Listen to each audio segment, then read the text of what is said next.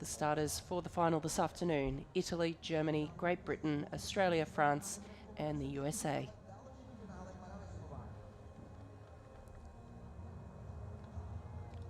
So there are the Italians on the far side, closest to us.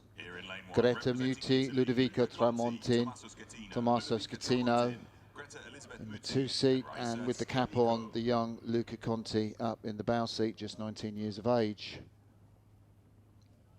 There's the Germans closest to us: Catherine Marchand, Mark Lembeck, Jan Helmich, Suzanne Lackner, and the Cox in Gatona. I, of course, should have said Olesa Schionio, the Cox of the Italian boat.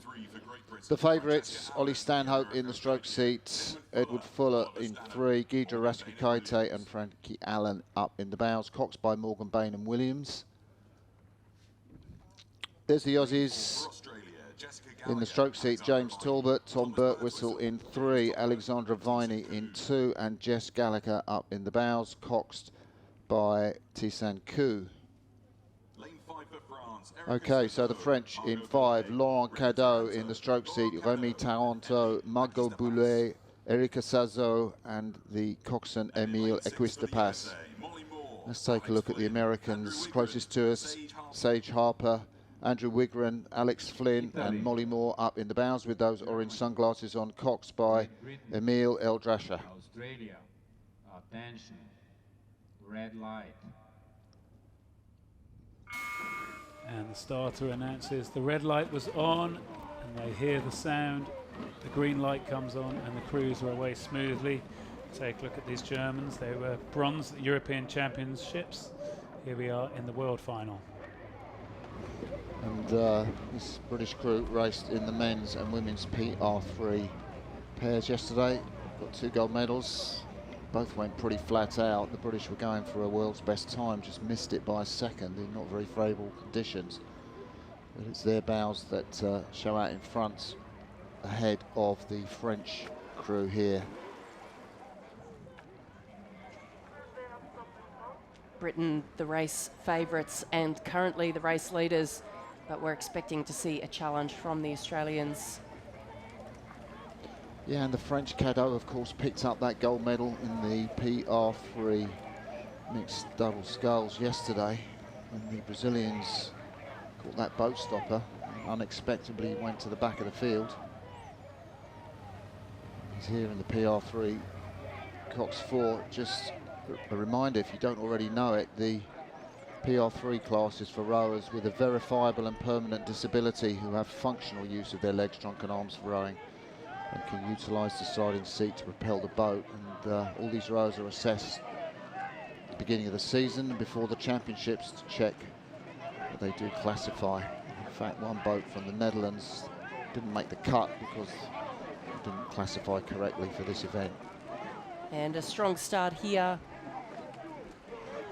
with Britain leading through the first 500 metres. Germany in second place at the moment, France third, Australia fourth, Italy fifth and the USA in sixth.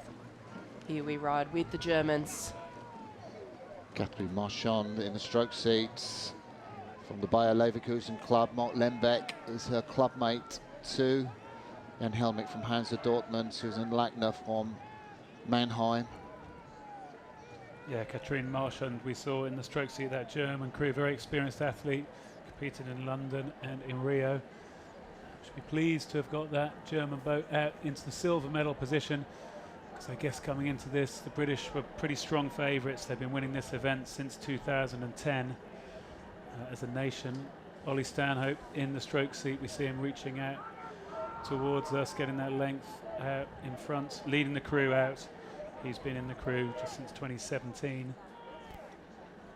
Yeah, and the 2 women in the bows, Frankie Allen and Guido Raskukaite, the experience of Raskukaite, they're just setting the boat up so well.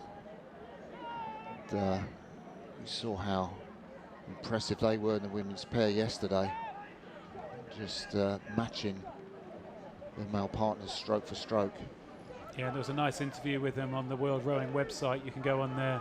There's interviews with all the medalists on there that I could read, and they're just saying how brilliant it was, all the hard work they've done through the winter, and the work they've put in allows them to be in these positions, like all these crews. You know, tough choices they've made to be here. As we see the Australians on screen, they're fighting to get into the medals currently. France coming through in third place as they pass through the 1,000-metre mark. No doubt about the race leaders, Great Britain. 3:22 through the halfway mark. That's only 1 second off the world's best time mark that the British crew set in Linz. And they have been close to beating that mark on several occasions. They set that in the semi-final of the World Rowing Championships, I think back in 2019. But they will know the time. Morgan Bain and Williams will be saying, you're going pretty quick, guys, so perhaps they'll have a crack at the world's best time, which would be amazing in these conditions. Yeah, it would be amazing in these conditions. We have a look here, Laurent Cadeau in the stroke seat of that French boat. He's going to be looking to the side as well to see the Australians who look like they're coming back here, Sarah.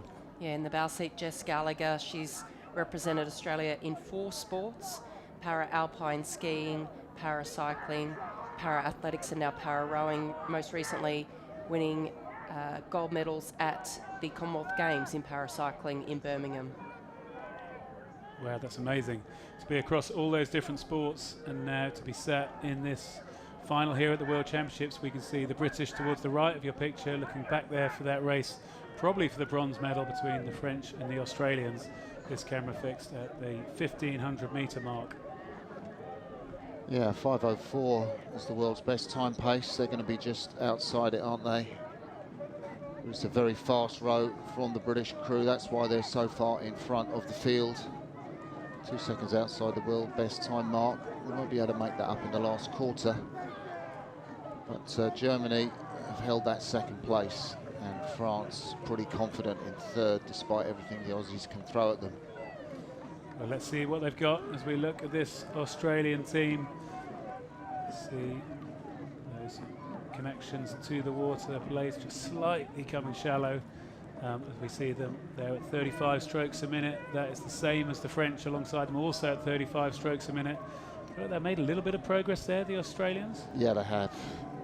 James Talbot, we saw him winning a medal yesterday in the para pair with Nick Niels, and also Al Viney winning a silver medal with Alex Villeman in the PR3 pair as well. So I wonder if that's taken something out of them, or if they're feeling fresh legs today, as they're going to have to really dig in if they want to get themselves into the medals. It's still France in that third position. They are hurting, aren't they? Look at Guy Rasmussen, really struggling. Ollie Stanhope too, putting everything in. His mum and dad in the crowd here. Brother watching back home in the UK, I think, on TV. Second place crew from Germany. Well sicked in. But Britain passing our commentary booth now, come up to take the gold medal, and that is a new world's best time, I think, 6:48. I did say they wouldn't do it in the last 500, proved me wrong. You did. Well, you saw how hard they were going to step it on. Britain taking that gold and taking out that world best time. Let's take a look now. Here come the Germans coming down towards the line. So that's an unofficial world's best time, I have to say. Germany take the silver medal, and France do keep ahead of their own private battle with Australia for the bronze medal. Aussies missing out in 4th place. And here come the crew from the USA in 5th place, and across the line on the far side it's the Italians who take up 6th place. Is that a world's best time I can hear being announced? Yeah, and it comes up on our monitor that we'll see it. I think they'll be waiting to see 6:48.34. What was the old record, Martin? 6:49.24, and that was set by GBR in Linz in a semi-final. So it's pretty impressive work when you look at it here, and there's virtually no wind on the course at all. Yeah, nothing to help. They nearly broke it in Belgrade. They were just a little bit off it, but just shows you how tough this British 4 are. Yep, all these athletes, very tough, I'm sure.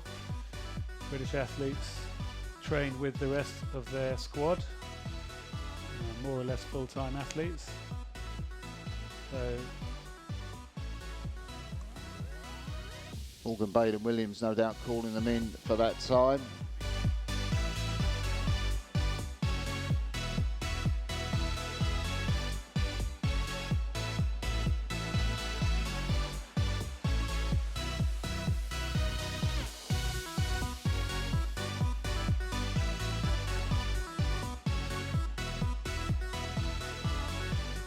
See the British delight. I wonder whose family that is there.